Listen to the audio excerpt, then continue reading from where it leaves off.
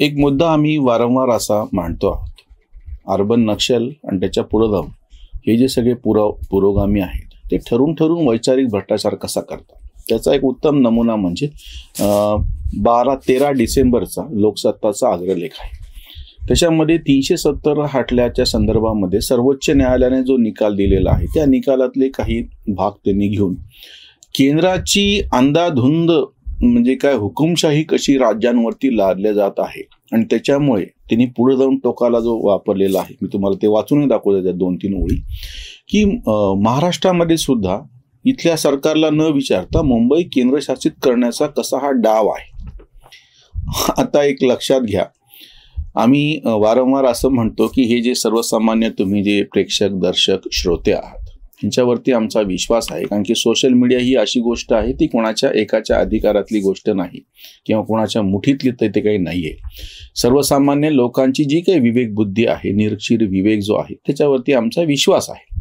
मी तुम्हाला एक साधं गोष्ट विचारतो. 2014ला मोदी सरकार जे सत्तेवरती आलं मे 2014 पासून आजपर्यंत आता 9.5 वर्ष व्हायला लागलेत, पावणे म्हणजे 10 वर्ष आता पूर्ण व्हायला लागलेत. या संपूर्ण कालखंडामध्ये 356 म्हणजे ज्याचा उल्लेख लोकसत्ताच्या अग्रलेखात केला गेलेला आहे म्हणून मी तुम्हाला सांगतो, 356 कलमाचा वापर करून एक तरी सरकार बरखास्त केलं गेले का राज्य सरकार? एका तरी ठिकाणी त्या सरकारला बहुमत असताना ते सरकार बरखास्त करून त्या ठिकाणी राष्ट्रपती राजवट लागू केलेली आहे का? ज्या काश्मीरच्या बद्दलचा हे जाणीवपूर्वक भ्रम पसरतायत ती गोष्ट तुम्ही लक्षात घ्या. भारतीय जनता पक्षाच्या पाठिंब्यावरती त्या ठिकाणचं महबूबा मुफ्ती यांचं सरकार होतं. भारतीय जनता पक्षाने तो पाठिंबा काढून घेतला. आपल्याला विधानसभेमध्ये बहुमत सिद्ध करता येत नाही हे लक्षात आल्याच्या नंतर महबूबा मुफ्ती यांनी राजीनामा दिला. त्यांनी राजीनामा दिला असला तरी तिथली विधानसभा अजून बरखास्त झालेली नाही. ही विधानसभा अस्तित्वात आहे. दुसरं कोणीही सरकार स्थापनेसाठी पुढं आलेलं नव्हतं. ती परिस्थिती मी तुम्हाला सांगतोय.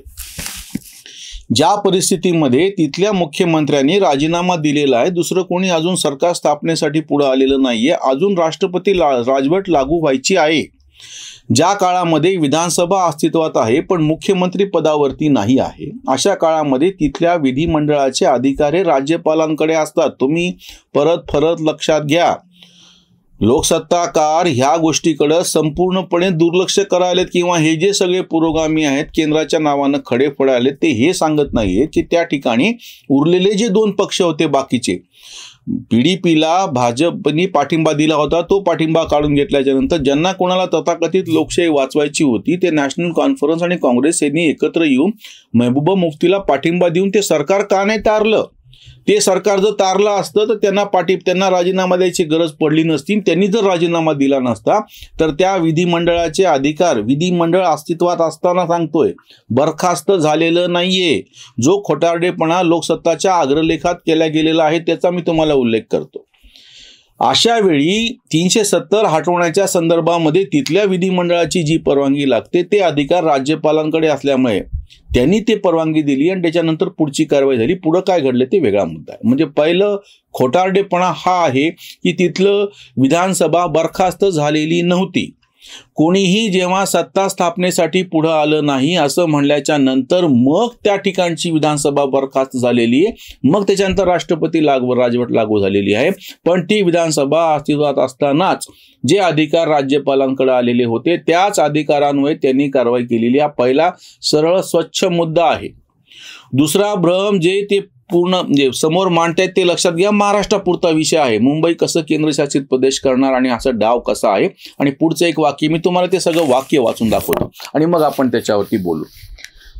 जम्मू काश्मीरातील लोकनियुक्त सरकार बरखास्त करू ना, शब्द खोटारडेपणा बघा. सरकार कोणीही बरखास्त केलेलं नाही.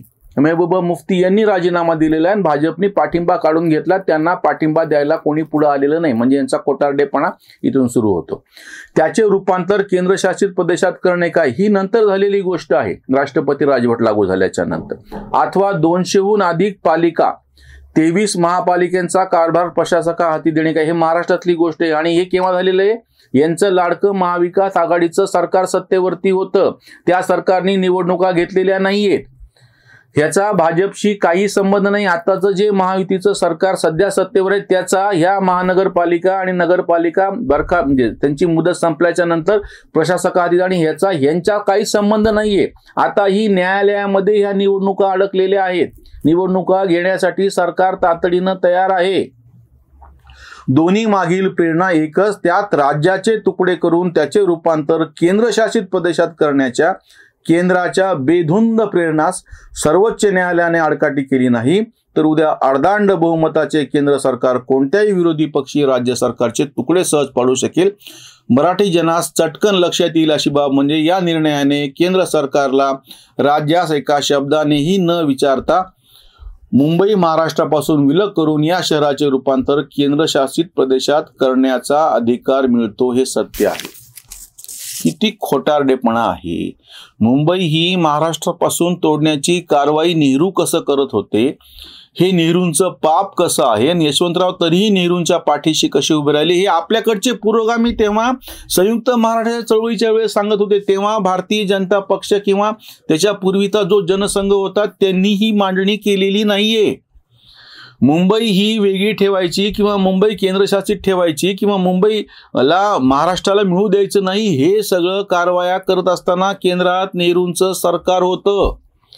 त्याच्या विरोधामध्ये संयुक्त महाराष्ट्र समिती स्थापन झाली आणि मुंबईसह बेळगाव, कारवार, निपाणी याच्यासह संयुक्त महाराष्ट्र झाला पाहिजे ही घोषणा तेव्हाची आहे. आणि तुम्ही जे आता सांगताय, आता प्रत्यक्ष घडलेल्या घटनेमध्ये मुंबईचा महाराष्ट्रापासून तोडण्याचा कुठलाच विषय आलेला नाहीये. काश्मीर मधला मुद्दा अतिशय वेगळा होता. त्या ठिकाणची परिस्थिती वेगळी होती. ते घटनात्मक सरकार अस्तित्वात होतं. त्यांनी कुणीही बरखास्त केलेलं नाही. हा जो खोटारडेपणा या ठिकाणी लिहितला जातो आहे तो लक्षात घ्या. दुसरी गोष्ट म्हणजे अर्धांड बहुमत. अर्धांड बहुमत नावाची काय गोष्ट आहे? आजही भारतीय जनता पक्षाला राज्यसभेमध्ये बहुमत नाही. बाकीच्या सदस्यांनी पाठिंबा दिल्याच्या नंतरच विधेयक मंजूर करून घ्यावं लागतं. लोकसभेमध्ये तरी आहे. असं असताना तुम्ही अर्धांड बहुमत म्हणता.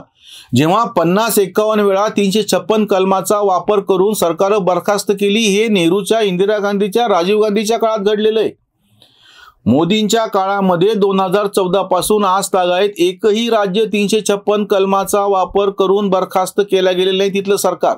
मग तुम्ही कशाच्या आधारावरती सांगताय? हा भ्रम का पसरवता आहेत? ठरवून हेच लोक होते कोरोनाच्या काळामध्ये असं म्हणत होते की भारतीय अर्थव्यवस्था संपली, भारत मेला. जगामध्ये ज्या पद्धतीचं सगळं चालू आहे आणि लोकांना डायरेक्ट पैसे द्या म्हणणारे हेच लोक आहेत. नोटबंदी केल्याच्या नंतर त्यांना अजून विवळणारे हेच लोक आहेत. प्रत्यक्षामध्ये नोटबंदी होऊन इतके वर्ष झाले, पैसे कोणाकडे सापडतायत? काँग्रेसच्या खासदाराकडे सापडतायत, धीरज शाहूकडे. त्याच्या बाबतीत काही बोलले नाही. हे एक लक्षात घ्या तुम्ही की हे ठरवून बौद्धिक भ्रम पसरवणं जे चालू आहे मुंबई. बरं, मी उलट विचारतो आता एकूणच म्हणजे, आणि अजून याच्यामधलं एक वाक्य असे सगळं वाचून दाखवत नाही मी. दिल्लीला वेगळा राज्याचा दर्जा आहे. दिल्लीचे फक्त सुरक्षेचे अधिकार तिथे केंद्रीय राजधानी असल्यामुळे फक्त केंद्र सरकारकडे आहे.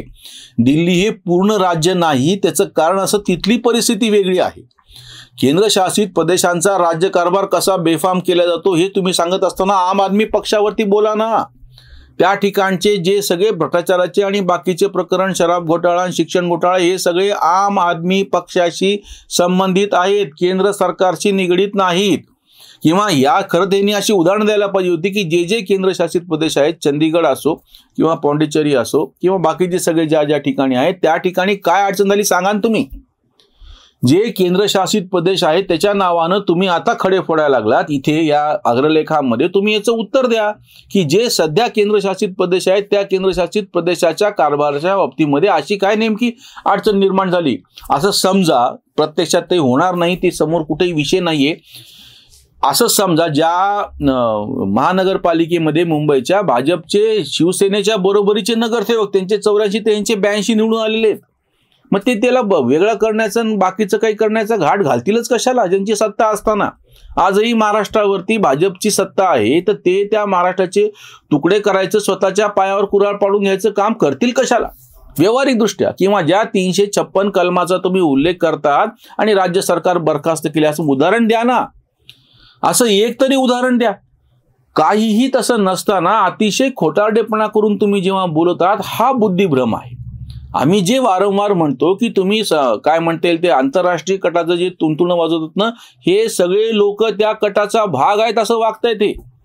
आज मुंबईला महाराष्ट्रापासून कोणीही तोडलेलं नाही, तो विषय कुठला पुढं नाही. ज्या महानगरपालिकेमध्ये भाजपचे इतके मोठे नंबर 2चे किंवा सत्ताधाऱ्यांच्या बरोबरीचे ना शिवसेना, आधी तरी त्यांची एकत्र सत्ता होती, आता ती बरखास्त आहे, ती गोष्ट म्हणजे वेगळी. मुदत संपल्याच्या नंतर तिच्या निवडणुका होऊ घातलेल्या आहेत आणि जिथे त्यांना स्वतः भाजपला तिथं अतिशय चांगलं जागा मिळण्याचं आणि एखाद्या वेळेस त्यांच्या हातामध्ये ती महानगरपालिका येण्याची शक्यता असताना हे अशा पद्धतीचा भ्रम पसरवला का जात आहे.